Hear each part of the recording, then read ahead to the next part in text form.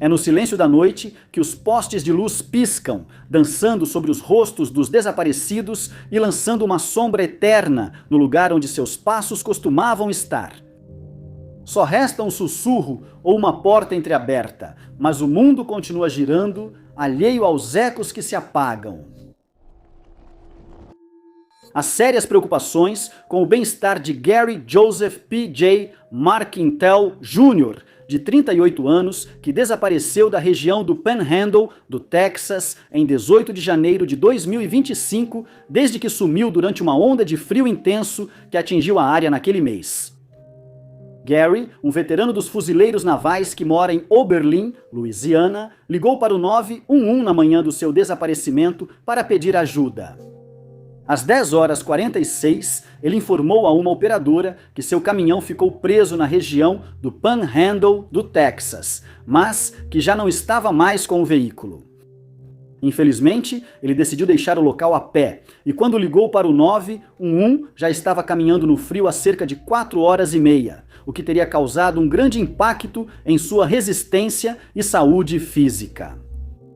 Além disso, ele não soube para onde ia, nem pôde informar ao atendente sua localização durante a ligação. Ele só sabia que estava em um lugar remoto, e quando a polícia tentou rastreá-lo pelo celular, não conseguiu, pois achavam que ele estava muito longe da torre mais próxima. Mas depois, revelaram que a área de onde ele ligou era extremamente implacável, e até aventureiros experientes teriam dificuldade para atravessar o terreno desafiador, ainda mais nas baixas temperaturas da época. Naquela manhã, a temperatura havia caído para cerca de 4 graus Celsius, e para piorar, ele estava preso em uma área onde o vento aumentava ainda mais a sensação térmica nas condições já implacáveis.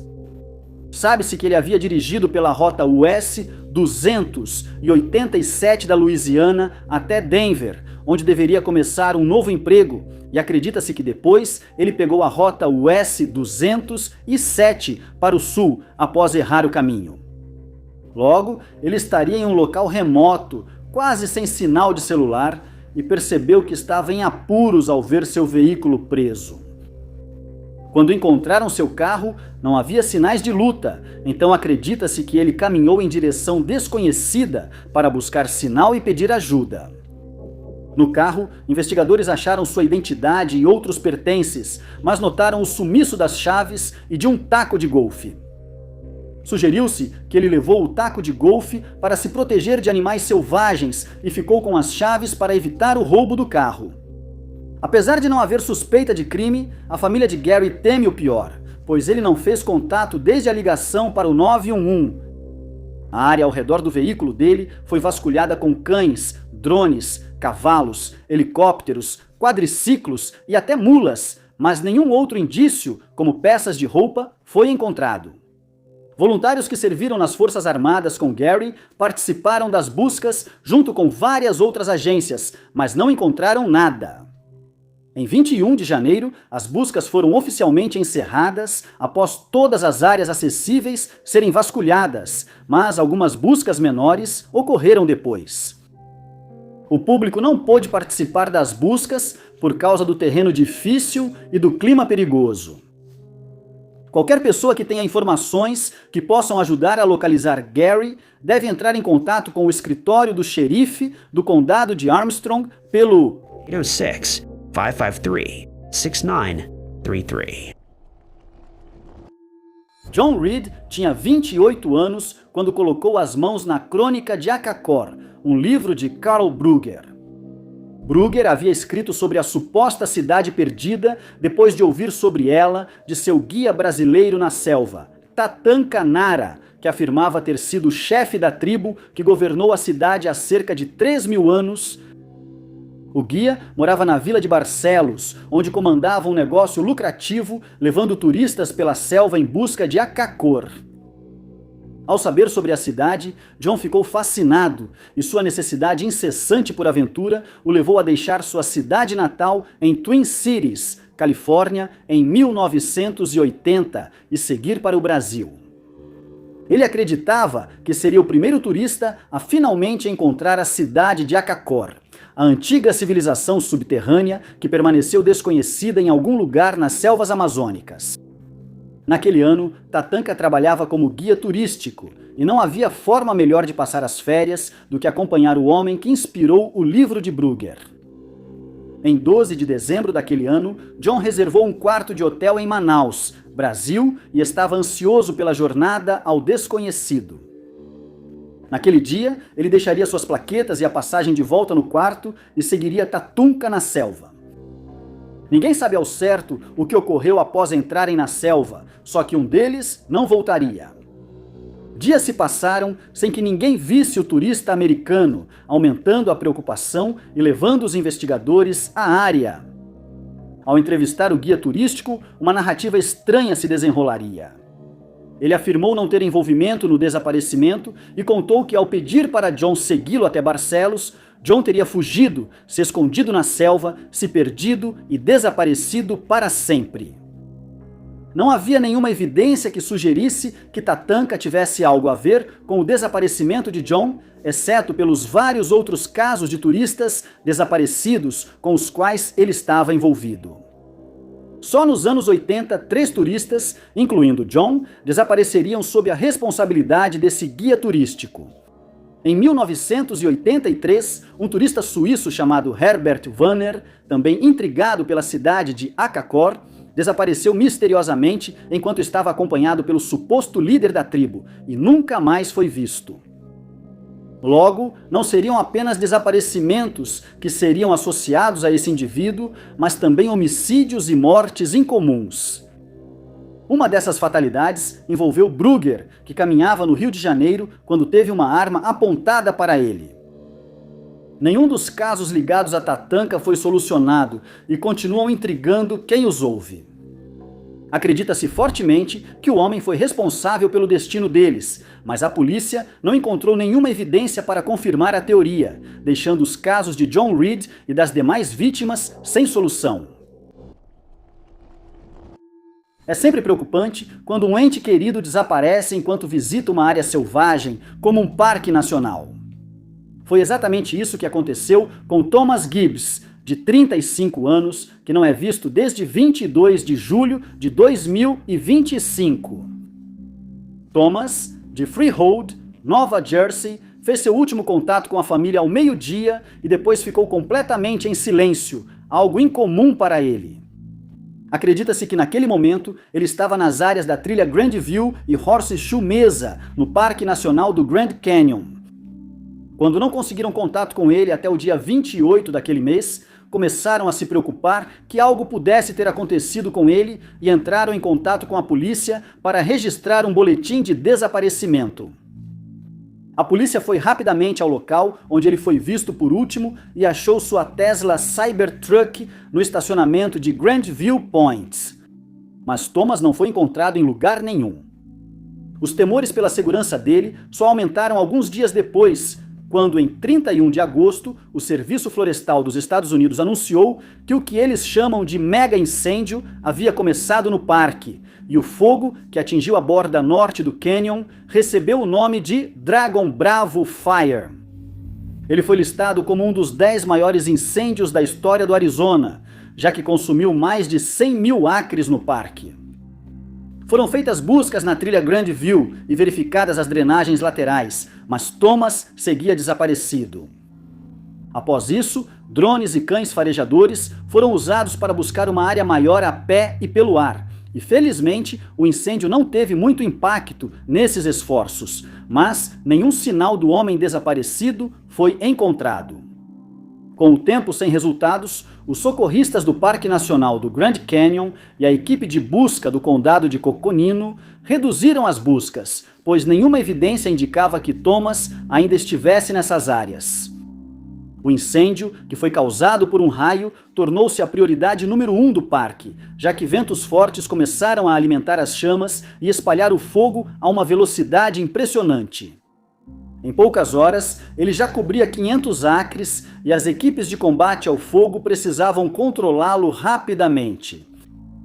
O incêndio não era a única grande preocupação no caso de Thomas, mas ele também poderia estar caminhando pela trilha Grandview, que é considerada uma trilha desafiadora.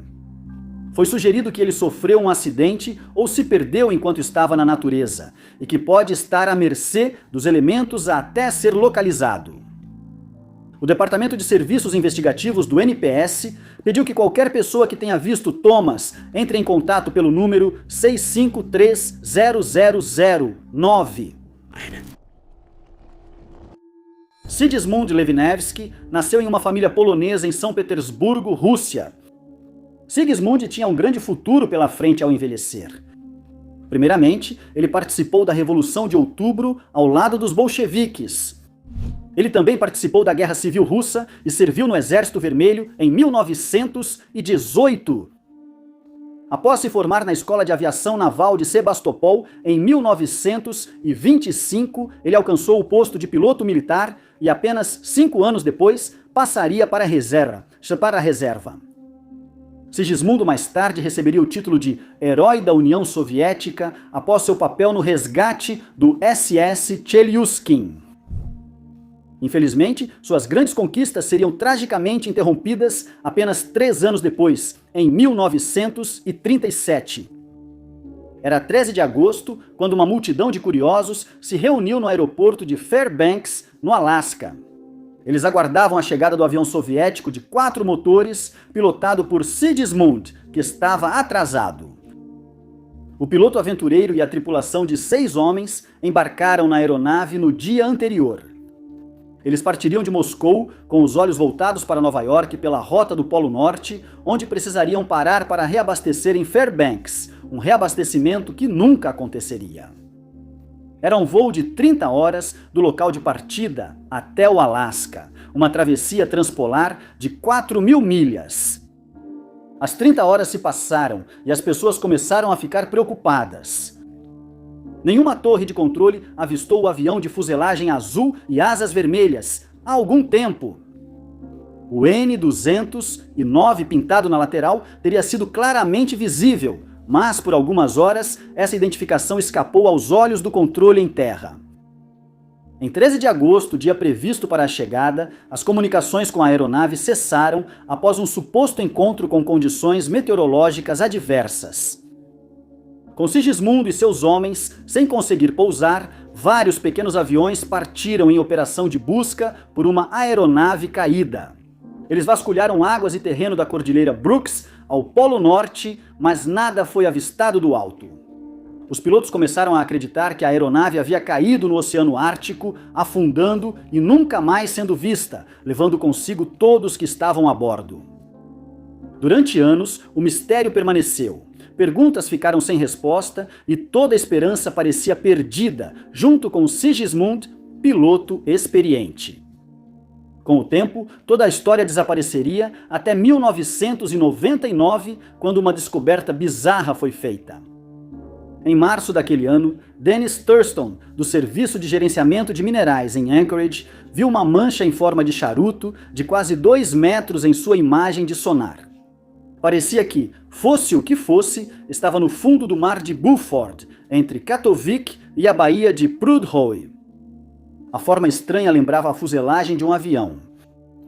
Thurston foi acompanhado por David Stone, que também buscava o avião de Sigismund, mas a água estava muito agitada e turva para ver o que havia ali.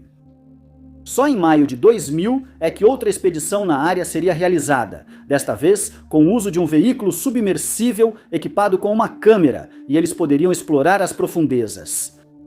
Lá de cima, os pesquisadores observavam a tela, esperando enfim a solução de um mistério de décadas. A câmera focou em estrelas do mar, caranguejos, camarões e águas-vivas, mas nenhum avião. Era quase como se ele tivesse desaparecido mais uma vez, acrescentando mais uma camada ao mistério. Graças às imagens de câmeras de segurança obtidas pela polícia em Geelong, Victoria, Austrália, sabe-se que Adam Timothy Johnson, de 38 anos, estava no Hospital Universitário de Geelong em 25 de abril de 2025. Mas ele não foi visto desde então, e os investigadores temem que ele possa não estar mais vivo. Desde então, a família dele não conseguiu mais contato por telefone, o que acha muito estranho. ele foi visto caminhando pela Bellarine Avenue, em Geelong, por volta de 00:30 no dia do seu desaparecimento. Quando ele não voltou, a família registrou seu desaparecimento. A investigação começou quase imediatamente e a polícia logo suspeitou que algo sinistro havia ocorrido com Adam. Ao questionarem a família dele sobre sua ida ao hospital, revelaram-se eventos preocupantes. Adam foi levado às pressas ao pronto-socorro após se envolver em uma briga com pessoas conhecidas por traficar substâncias ilegais em Warren Ponds. Veio à tona que Adam devia dinheiro a eles por algumas das substâncias que comprou, mas não conseguiu pagar. Como resultado, ele foi encontrado agredido e precisou de atendimento médico. Acredita-se que após sair do hospital universitário, ele foi novamente encontrado pelos mesmos criminosos que podem ter tirado sua vida. Adam não era apenas um usuário casual dessas substâncias. De acordo com sua família, ele era conhecido por consumir essas substâncias em grande quantidade, o que levou à especulação de que ele poderia dever muito dinheiro aos seus fornecedores, uma quantia que ele nunca teria esperança de pagar. Funcionários do hospital disseram que ele chegou sob efeito de alguma substância e provavelmente ainda estava afetado ao sair. Isso o teria deixado em um estado vulnerável, o que poderia ter facilitado para que seus agressores o sequestrassem. Além disso, foi então descoberto que ele não só devia dinheiro a eles, mas também os havia acusado de fornecerem substâncias adulteradas para ele. Depois de perceber isso, ele confrontou os traficantes e então foi agredido por causa da acusação e da dívida pendente. A família de Adam acha estranho que ele tenha sido visto nas imagens das câmeras de segurança do hospital, mas que nenhuma outra câmera em Geelong o tenha flagrado depois que ele saiu. Desde então, a polícia monitorou sua conta bancária e telefone, mas ambos não foram usados desde seu desaparecimento. Buscas ocorreram no rio Barwon e sob a ponte desde seu último avistamento caminhando ali, mas nunca encontraram pistas. E foi sugerido que em algum momento ele pode ter ameaçado pular da ponte, mas essa teoria já foi descartada.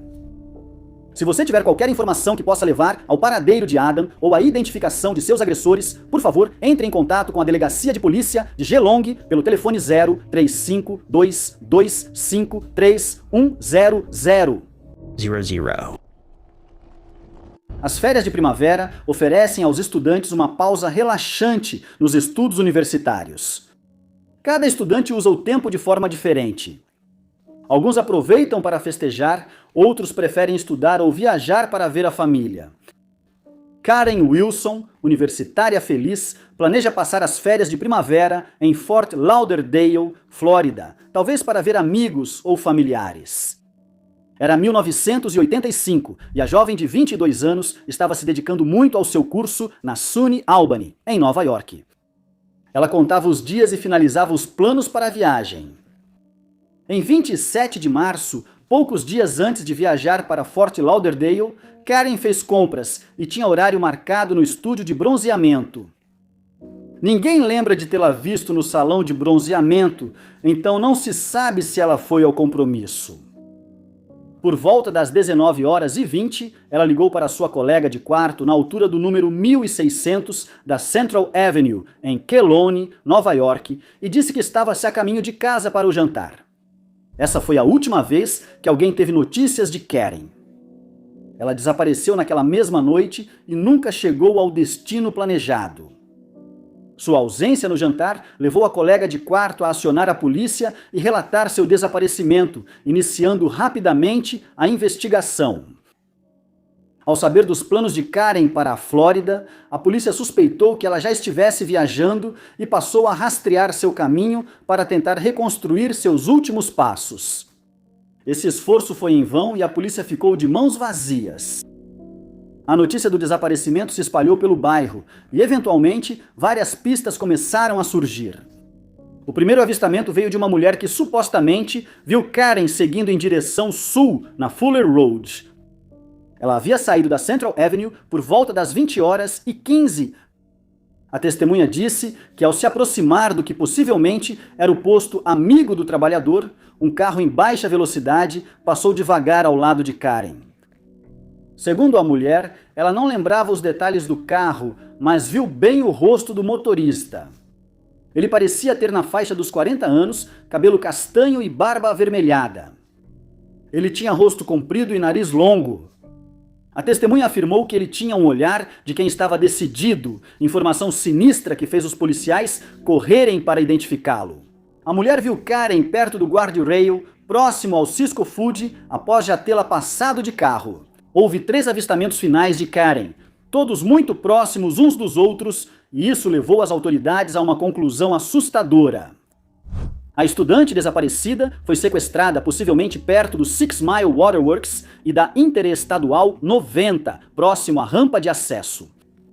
A área era mal iluminada e pouco movimentada, e teria levado apenas alguns segundos para alguém puxá-la para dentro de um veículo sem que testemunhas vissem nada, deixando o caso de Karen Wilson frustrantemente sem solução.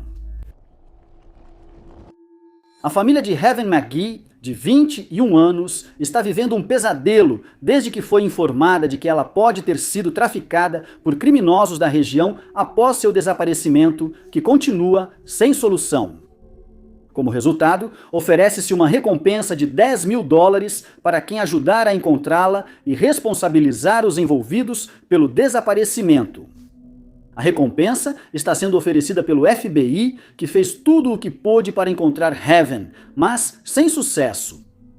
Heather desapareceu de Stockton, Califórnia, no dia 20 de janeiro de 2025 e sua família não teve mais notícias dela desde então. Ela tem vínculos com San José e Oakland, mas nenhum amigo a viu ou teve notícias desde seu desaparecimento. Sabe-se que a mãe de Heaven a viu pela última vez no dia 17 de janeiro em Oakland. Depois disso, ela voltou para Stockton, onde foi vista no dia 20 em uma área que os investigadores estão chamando de corredor comercial. Eles acreditam que alguém na área presenciou o que aconteceu com Heaven e tem informações sobre seu paradeiro, mas suspeitam que testemunhas do suposto sequestro temem se apresentar por medo de represálias dos criminosos. Geralmente, quando alguém é traficado, os responsáveis fazem parte de uma organização criminosa, e quem os enfrenta ou denuncia à polícia pode correr grande perigo e até ser prejudicado para manter o silêncio. Depois que Heaven foi dada como desaparecida, iniciou-se uma investigação. Embora não tenham divulgado as evidências ao público, o agente especial do FBI, Sanjay Vermani, disse que isso os fez acreditar que ela foi traficada e possivelmente levada para fora do país. O Departamento de Polícia de Oakland prometeu continuar a investigação do caso junto com o FBI e que toda a pista, por menor que seja, será investigada até que Heaven seja encontrada. Buscas foram realizadas em Oakland, San Joaquim e Solano, mas nenhuma outra evidência foi encontrada nessas áreas. Mais buscas foram realizadas em Stockton, usando os dados do celular de Heaven, já que esse foi o último lugar onde ela foi vista, mas a pista logo esfriou e ela não pôde ser localizada. Ela teria sido levada para Stockton durante o tráfico, por isso foi vista lá pela última vez. Seus sequestradores provavelmente a isolaram de amigos e família e seu celular foi desligado ou destruído. Com todas as pistas já investigadas sem nenhum resultado, o público agora está sendo solicitado a relatar qualquer atividade suspeita que notarem em Stockport e Oakland, para que os criminosos envolvidos possam ser identificados e presos.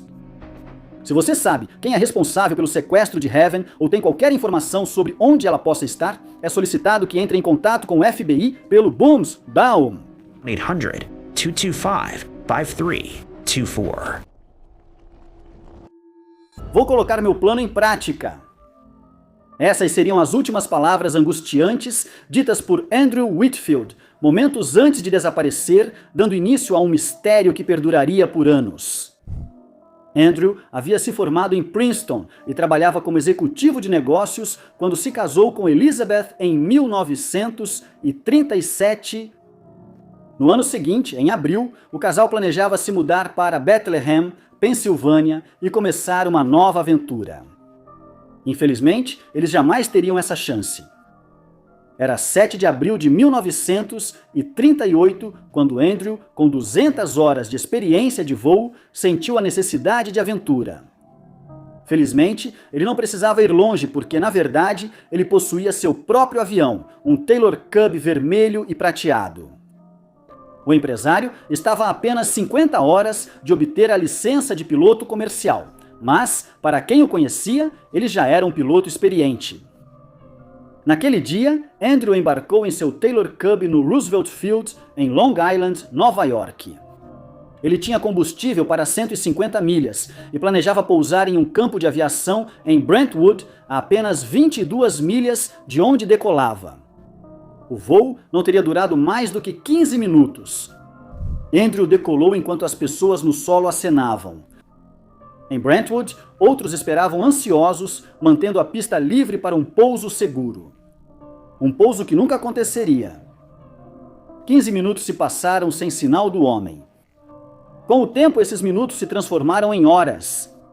Os funcionários do aeroporto, sem comunicação com o Taylor Cub, acabariam reportando seu desaparecimento e uma longa e estranha investigação logo se seguiria.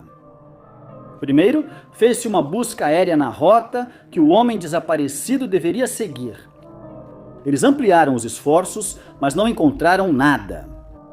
Não havia sinal de destroços e nenhum relatório indicava que a aeronave havia pousado em outro lugar. Logo começariam a buscar outras pistas, questionando se algo mais planejado havia ocorrido ali. O que as autoridades descobriram sugeria algo estranho e fora do comum para Andrew. No dia em que foi visto pela última vez, ele teria se registrado em um hotel em Garden City, usando o pseudônimo Albert C. White.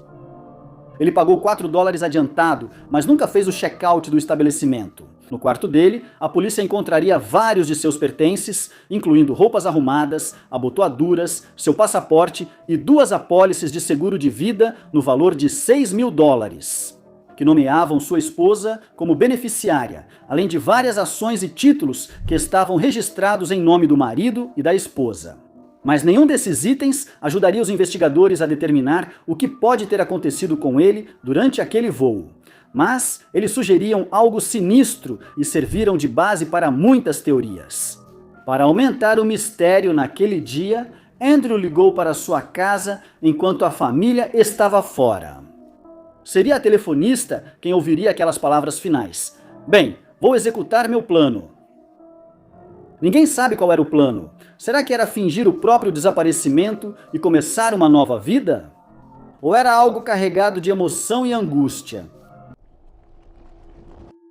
Os investigadores do Departamento de Polícia Tribal de Umatilla estão cada vez mais frustrados com a falta de progresso em seus esforços para localizar Wesley Dixon Jones, de 71 anos, que desapareceu da reserva Umatilla, no condado de Umatilla, nordeste do Oregon, em 5 de outubro de 2025. Wesley é membro das tribos confederadas da reserva indígena Umatilla, e por isso ele é uma parte importante de sua comunidade. Mas a polícia já esgotou todas as pistas que conseguiu encontrar durante as buscas por ele e não conseguiu descobrir onde ele está. A última vez que alguém o viu foi no dia 5 de outubro, quando ele estava dirigindo seu Ford Escape cinza 2003 pela East Short Mile Road, que fica dentro da reserva. Os investigadores divulgaram o número da placa do veículo dele, que é SM 15454. Não se sabe se havia alguém com ele no carro, mas uma testemunha afirmou, após o desaparecimento de Wesley, ter visto seu carro retornando e indo para o oeste. Não o viram no carro e especula-se que alguém tenha feito mal a Wesley antes de fugir com seu veículo. Infelizmente, eles não reconheceram a pessoa que estava dirigindo e a polícia não conseguiu localizar o veículo. Se isso ocorrer, o caso de Wesley deve ser resolvido. As autoridades pedem ao público que informe se avistar o veículo. Os esforços de busca para encontrar Wesley começaram no dia seguinte ao registro de seu desaparecimento, com as buscas iniciando no rio Umatilla e nas áreas ao redor. Drones foram usados pelo Departamento de Polícia Tribal de Umatilla e pela equipe de busca e resgate do xerife do condado de Umatilla, caso algo fosse visto do ar, mas seus esforços foram em vão. Sem resultados, ampliaram a busca, mas não tiveram sucesso novamente. Foi então decidido que mergulhadores da polícia precisavam ser chamados. A MMIW Search and Hope Alliance chegou em 31 de outubro e foi direto ao trabalho, vasculhando as áreas mais profundas do rio Umatia com o uso de equipamentos de sonar. Quando nada foi encontrado nesse rio, mudaram para outra área entre Sampson Lane e Short Mile Road, mas sem sucesso. Restavam apenas algumas áreas para serem vasculhadas, e essas foram cobertas com o uso de drones, junto com os sistemas de informação geográfica da CTUR. Nada foi encontrado e, como último recurso, 5 mergulhadores vasculharam o lago John Lee com equipamentos especiais, incluindo drones aquáticos. Sem sinal de Wesley, a polícia afirmou ter feito tudo o possível. Eles garantiram à família que continuarão investigando pistas e pediram ao público que informe qualquer avistamento de Wesley ou informações que possam ajudar a encerrar o caso. Se você ou alguém que você conhece tiver informações sobre onde Wesley pode estar ou quem pode ser responsável pelo desaparecimento dele, entre em contato com a Polícia Tribal de Umatia pelo número 54127805550. Onde está Rennie Joseph? Uma questão que ainda assombra as comunidades da Flórida e do Texas após mais de uma década. Rennie era um brilhante estudante de engenharia mecânica na Rice University, em Houston, Texas. Ele estava no último ano, com média 4.0. Ele já planejava um novo emprego, comprou ternos, atualizou o currículo e imprimiu cartões de visita. Era claro que Rennie tinha um futuro brilhante pela frente, um verdadeiro batalhador. Os amigos sugeriam que Rennie não era um típico estudante universitário festeiro, mas seria uma viagem de spring break que interromperia sua vida e desmontaria tudo o que ele havia trabalhado tanto para conquistar. Foi em março de 2014 que Rennie, então com 21 anos, pegou a estrada com outros 22 estudantes para a viagem. Eles foram para Panama City, Flórida, para aproveitar o clima quente antes das aulas recomeçarem. O grupo chegaria à cidade em 1º de março e tudo ocorria como planejado. 2 dias depois, o desastre ocorreria. Na noite do dia 3, os amigos de Rennie perderam contato com ele. Após procurá-lo, voltaram para casa achando que ele os encontraria lá. Na manhã seguinte, sua ausência continuava, prolongando as buscas por mais algumas horas. Por fim, encontraram algo. Na lixeira fora da casa alugada onde os estudantes ficaram, estavam as roupas embrulhadas de Rennie. A descoberta acendeu o alerta e os estudantes relataram o desaparecimento às 11 da manhã do dia 4. Os detetives agiram rápido e logo iniciaram a investigação, encontrando pistas ainda mais preocupantes que sugeriam um desfecho desfavorável. Em Panama City Beach, encontraram mais roupas do homem desaparecido. Curiosamente, a praia havia sido limpa por uma equipe apenas 5 horas antes, e nenhum membro se lembrava de ter visto esses itens. A polícia passou a questionar quem deixou as roupas ali. Foi Rennie ou outra pessoa? O mistério ficava mais sombrio a cada minuto. Segundo outro amigo, o estudante estaria sob efeito de um psicodélico na noite anterior ao seu estranho desaparecimento. Isso parecia totalmente fora do perfil dele. Rennie era disciplinado e nada festeiro. Ele nunca foi conhecido por fazer nada desse tipo, nem casualmente, nem por curiosidade. A polícia só podia supor que ele não tomou a droga alucinógena voluntariamente. As autoridades fizeram uma busca na casa, mas não encontraram nada suspeito ou relevante. Após conversar com estudantes, algumas inconsistências ficaram evidentes. Os interrogados disseram que a última vez que viram Rennie foi quando ele saiu para caminhar, mas cada um apontou para uma direção diferente. Desde então, os estudantes mantiveram silêncio sobre o caso, sem dar pistas que ajudassem a resolver o enigma. Até hoje, o destino de Rennie José permanece desconhecido e seu paradeiro continua a nos escapar. A polícia de Manitou Springs, Colorado, declarou que suspeita que possa haver crime envolvido no caso do desaparecimento de Margaret Woolsey, de 57 anos, que está desaparecida desde agosto de 2025. Como Margaret era conhecida por desaparecer de sua cidade natal, Manitou Springs, de tempos em tempos, levou algum tempo para que sua família a registrasse como desaparecida, pois, compreensivelmente, eles assumiram que ela voltaria por conta própria, como fazia com frequência. A última vez que ela foi vista foi no dia 3 de agosto daquele ano, enquanto visitava uma área entre a Bradley Road e a Wegman Drive. Quando ela não voltou para casa até 23 de setembro, sua família achou a ausência incomumente longa e procurou a polícia, que inicialmente tratou o caso como uma investigação comum de desaparecimento. A família contou à polícia que Margaret às vezes usava o nome Margaret Meacham, por motivos desconhecidos, e era vista com frequência em várias áreas da Platte Avenue. Eles também a veem como alguém independente, que evita ficar muito tempo em um lugar, mas sempre voltava para Manitou Springs e para a família. Se ela decide ficar longe por mais tempo do que o normal, ela sempre mantém contato com a família para avisar onde está e quais são seus planos no momento. Eles não fazem ideia de para onde ela pode ter decidido ir. Margaret tem um cachorro chamado Aja, que ela ama muito, e quando a família percebeu que ela tinha saído sem ele, ficou preocupada, já que ela nunca abandonaria seu cachorro querido. Isso os fez acreditar que algo ruim ocorreu com Margaret, e agora estão desesperados por respostas sobre seu paradeiro. Para complicar, sabe-se que ela já usou drogas ilegais, mas a família afirma que estava limpa há um tempo e organizando a vida antes de desaparecer, pois havia se mudado para morar com familiares em Woodland Park. April Rossetti, irmã de Margaret, começou a procurá-la nas áreas onde ela costuma frequentar e entrou em contato com todos os amigos da irmã para saber se alguém a tinha visto. Mas ela fracassou, já que ninguém forneceu informações úteis sobre os planos ou paradeiro de Margaret.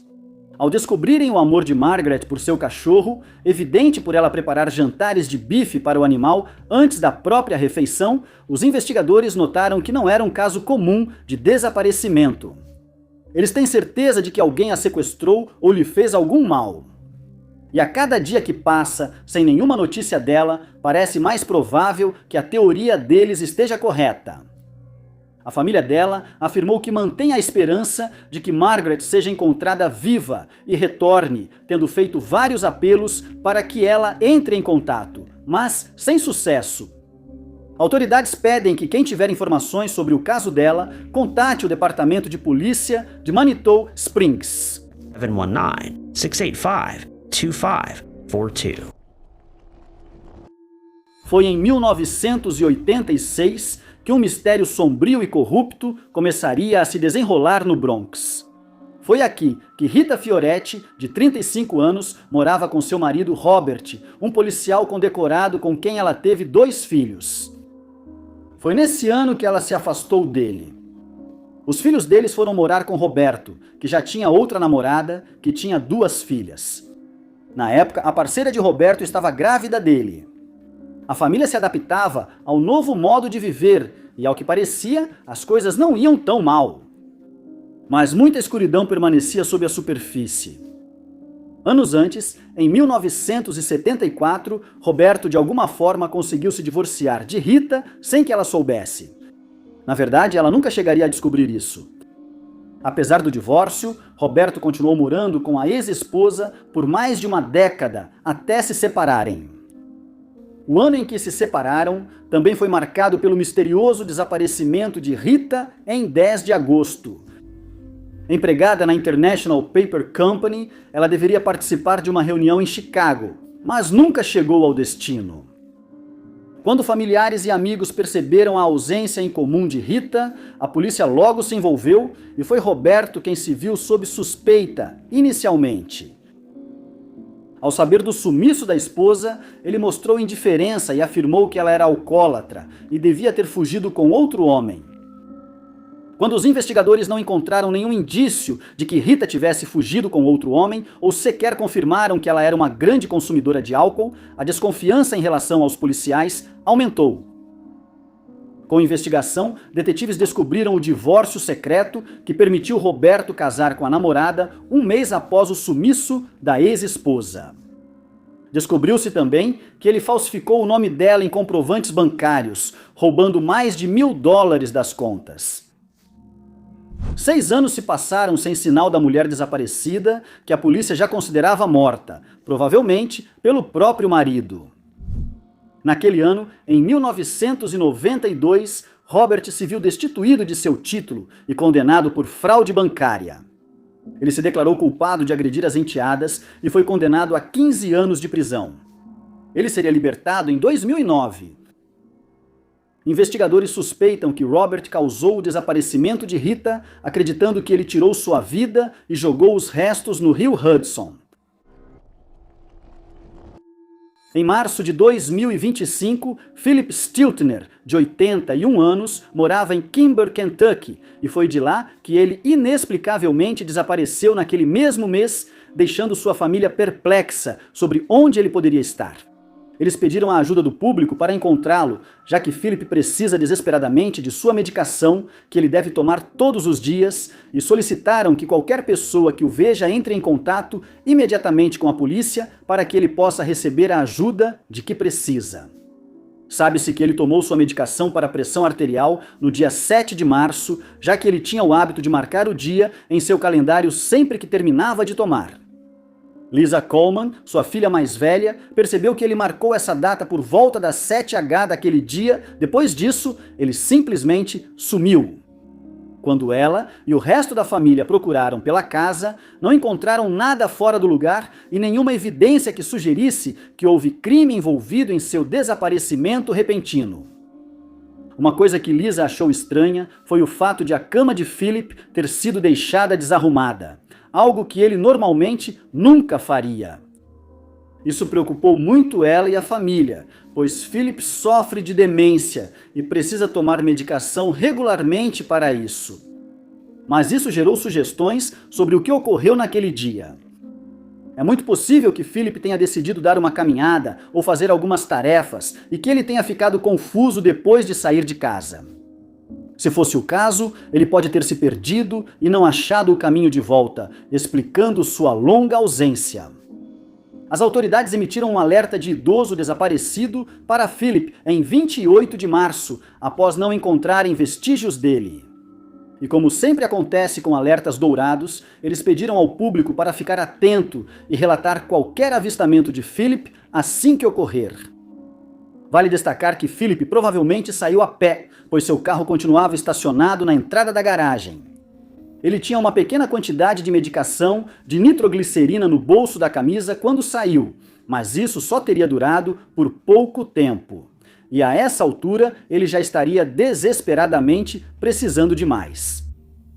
A polícia acrescentou que recebeu várias dicas e sugestões sobre o que poderia ter acontecido com ele e todas foram investigadas, mas sem sucesso. Qualquer pessoa que avistar Philip ou que tenha mais informações sobre seu paradeiro deve entrar em contato com a Polícia Estadual de Kentucky pelo número 606-433-7711. George R. Collier foi o chefe da equipe de design eletrônico do Univac 1004 projeto com o codinome Projeto Bumblebee, um dos 6 fundadores da Mohawk Data Sciences e fundador de sua própria empresa, a Collier Corporation. George foi, sem dúvida, bem-sucedido, ainda mais quando inventou o registro de dados. Esse item revolucionou a captura de dados ao eliminar a necessidade de cartões perfurados e de perfuradoras de cartões, codificando dados diretamente na fita. Ele também criaria um terminal inteligente chamado Coger 4, que mais tarde evoluiria para o computador pessoal. George não apenas tocava o próprio negócio, mas também apoiava outros negócios locais, além de muitas causas. Ele e sua esposa Anne fundariam juntos a Fundação Collier, concedendo bolsas e auxílios a estudantes no condado de Herkimer. Infelizmente, porém, seu legado terminaria abruptamente ali, quando o pioneiro da área de computadores desapareceria de forma enigmática. Era 2 de setembro de 1983, quando ele, junto com mais 5 pessoas e um piloto, embarcou em um avião. Juntos, eles eram George Collier, seu irmão Tom, Rolf Dieter Falk, Hans Hill, Peter Hoffmann, Otto Hermann Stitz e o piloto Mel Mellison. Eles faziam uma viagem de que precisavam muito da ilha de Vancouver a um alojamento de caça em Smithers, Canadá. Quando a aeronave pairou sobre a Colômbia Britânica, algo desconhecido parecia prestes a acontecer. O avião desapareceria misteriosamente junto com todos os ocupantes, incluindo George. Nem eles nem o avião seriam vistos novamente. Como resultado, uma das maiores buscas coordenadas da história do Canadá aconteceria, custando quase $1 milhão, enquanto investigadores e autoridades corriam para encontrar os homens desaparecidos, todos eles milionários. Apesar do esforço de uma semana que cobriu 40 mil milhas quadradas, nada foi encontrado. Não havia destroços, nem corpos, nem restos da aeronave. George Coger e seus companheiros desapareceriam em um Britten Norman Islander e sumiriam no desconhecido, levantando perguntas que ainda permanecem sem resposta. Marie-Louise Anne, de 70 anos, não entrou em contato com ninguém que conhece desde o dia 5 de julho de 2025, e sua família pediu que o público fique atento, pois estão preocupados que ela possa estar tendo dificuldades para voltar para casa. Marie é natural de Brockton, em Massachusetts, onde mora em um apartamento em Caffrey Towers, localizado no número 775 da Crescent Street. Sugeriu-se também que ela pode estar perdida e desorientada por causa da barreira linguística. A primeira língua de Marie é o crioulo haitiano e seu inglês é extremamente limitado. Por isso, ela pode ter dificuldade para falar com estranhos, mesmo que estejam tentando ajudá-la a voltar para sua família. Marie foi vista pela última vez andando perto de seu prédio, mas seu destino após isso é desconhecido. A família dela acrescentou que ela já se afastou sozinha outras vezes no passado, mas sempre voltou por conta própria nessas ocasiões ou foi encontrada por um familiar e trazida de volta em segurança. Ao notar que ela não voltou para casa em 5 de junho, a família se preocupou e procurou a polícia. Eles vasculharam a área onde Marie foi vista pela última vez, mas rapidamente determinaram que ela havia seguido em outra direção e que uma área de busca mais ampla precisava ser estabelecida. Também buscaram imagens de câmeras de segurança próximas, e foi então que acharam a primeira pista. Uma câmera do lado de fora do complexo registrou a mulher desaparecida saindo, mas não havia outras gravações e não foi possível saber para onde ela foi depois. Quando a temporada de festas de dezembro chegou sem nenhuma notícia de Marie, sua família começou a temer passar o Natal sem ela e fizeram um novo apelo ao público por informações, mas ninguém trouxe nenhuma informação útil. As imagens do complexo foram feitas no dia anterior ao último avistamento dela, e seu genro, Philippe St. Hubert, disse à polícia que a viu pela última vez no apartamento em 5 de julho. A cuidadora dela, que estava lá no dia, confirmou isso. Eles disseram que ela não tocou no café da manhã na manhã seguinte, e para desespero deles, acharam os remédios, chaves e carteira dela na mesa da cozinha. Felipe acrescentou que Marie havia sido diagnosticada com esquizofrenia, mas estava tomando a medicação conforme prescrito e não apresentou nenhum sinal preocupante nos dias que antecederam seu desaparecimento. Durante as buscas, cães farejadores, voluntários e a família de Marie ajudaram a polícia, mas não conseguiram encontrar ninguém que tivesse visto Marie ou soubesse para onde ela poderia ter ido após sair do apartamento naquela manhã. A gerente das Caffrey Towers disse aos investigadores que nenhum dos moradores idosos do prédio havia desaparecido nos 30 anos em que ela trabalha para a Autoridade de Habitação de Brockton, e ela continua mantendo contato com a família de Marie. Ela teria saído por outra porta no dia do desaparecimento, por isso não apareceu na câmera da entrada. As autoridades pediram que qualquer pessoa que tenha visto Marie entre em contato com o Departamento de Polícia de Brockton pelo número 508-940-102. Joanne Ellen Hansen conheceu na escola o homem com quem se casou depois. O casal teria 2 filhos juntos, mas esse casamento não duraria. O relacionamento rapidamente se deteriorou após a morte da filha deles e Joanne teve um caso com outro homem. Durante esse período, ela foi hospitalizada pois estava enfrentando muito estresse. Após o divórcio, ela encontrou uma vida melhor ao lado de um homem chamado Robert, com quem ela se casou em 1956.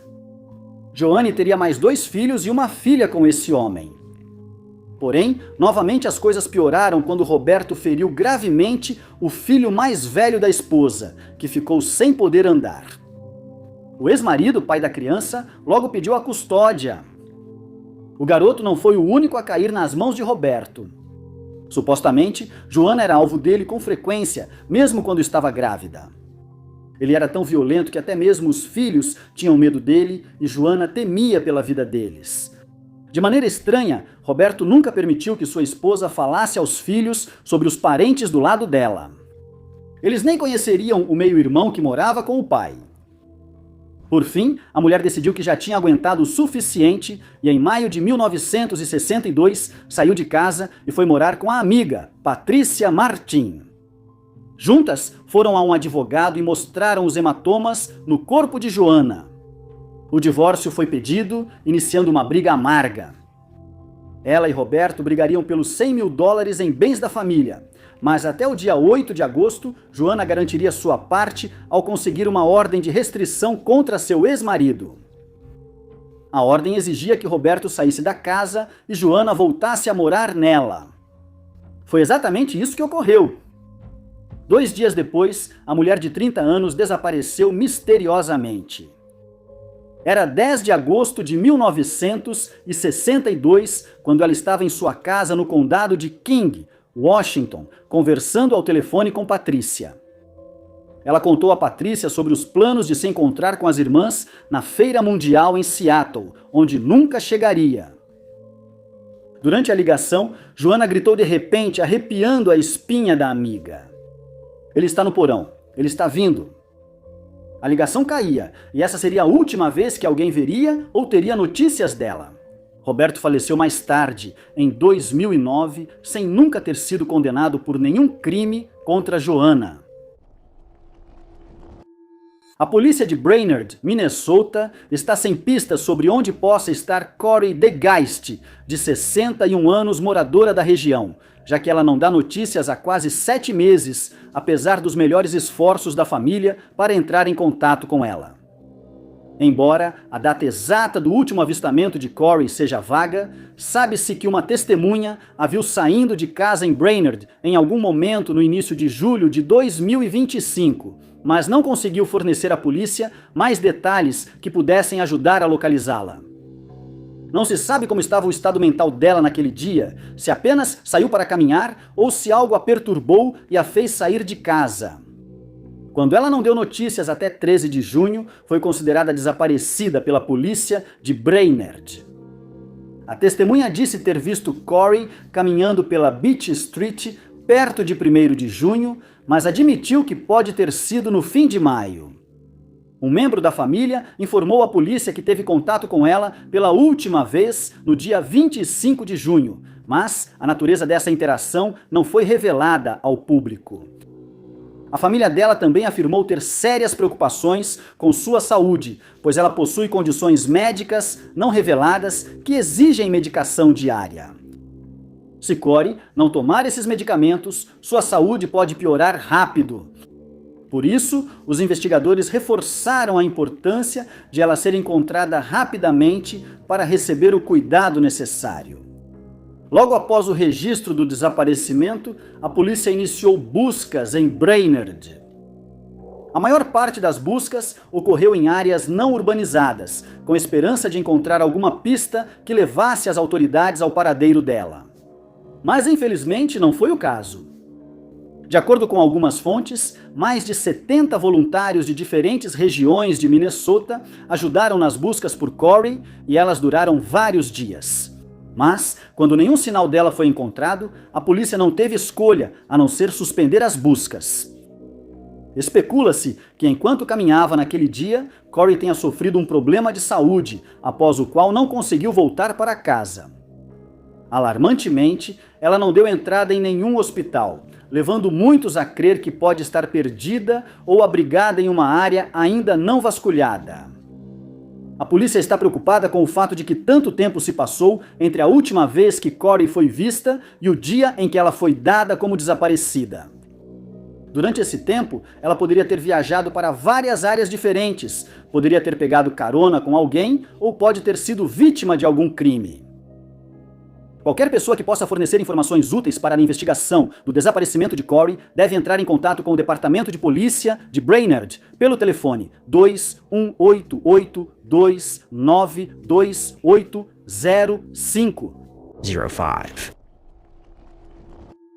Você pode conhecê-lo pelo papel fundamental na escrita e produção de várias séries de TV populares dos anos 70.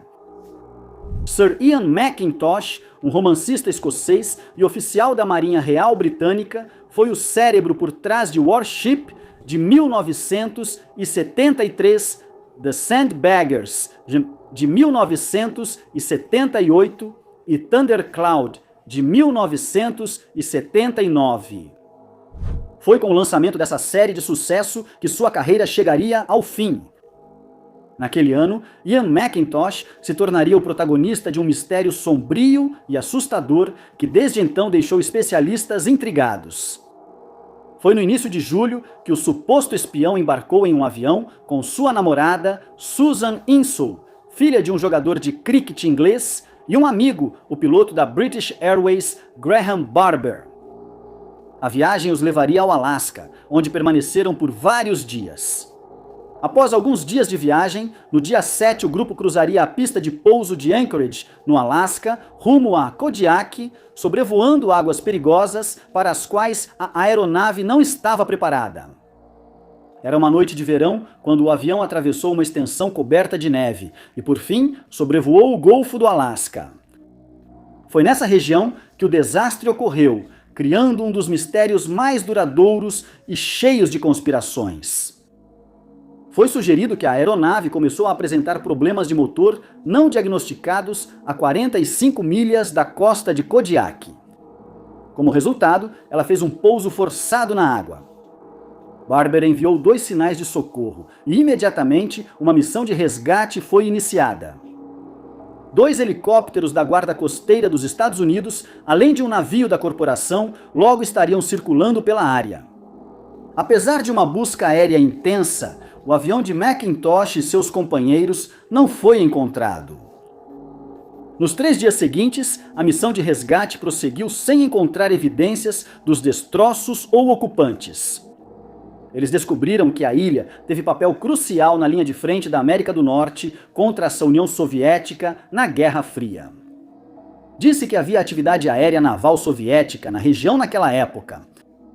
A presença deles foi confirmada enquanto testavam as defesas aéreas dos Estados Unidos e do Canadá. Há muitas teorias sobre a ligação dessas forças invasoras com o súbito desaparecimento. Circulam muitos rumores de que o acidente teria sido forjado, permitindo que Mackintosh desertasse ou se escondesse. Nunca se confirmou se ele era espião, mas muitos acreditavam nisso, especialmente após jornais grafarem o nome dele como Ivan em vez de Ian. A pergunta permanece: Mackintosh era um espião? Será que seus assuntos secretos tinham relação com seu desaparecimento não resolvido? Raramente, a família de uma pessoa desaparecida consegue contato após o sumiço apenas para que ela desapareça novamente logo depois. Mas foi isso que aconteceu no caso do desaparecimento de Roderick Lee Archie, de 40 anos. Roderick, de Huntsville, Texas, é professor de inclusão em educação especial. Ele é querido por alunos e comunidade pelo seu comprometimento com a profissão.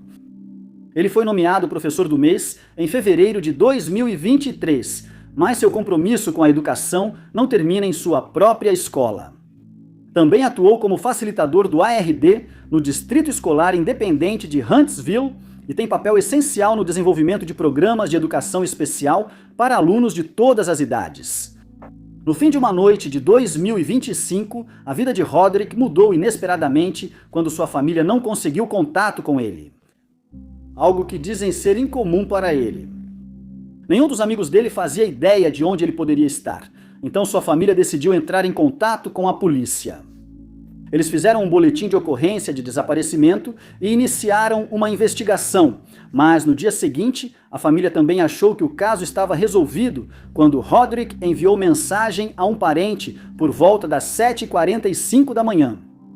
Infelizmente, os investigadores se recusaram a revelar o conteúdo da mensagem, então ainda não está claro se era para oferecer uma explicação para sua ausência ou algo mais sinistro.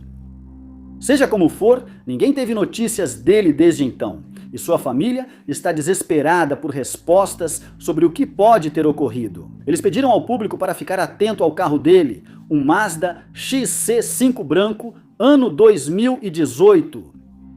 Eles não informaram a placa do carro às autoridades, o que dificulta encontrar Roderick.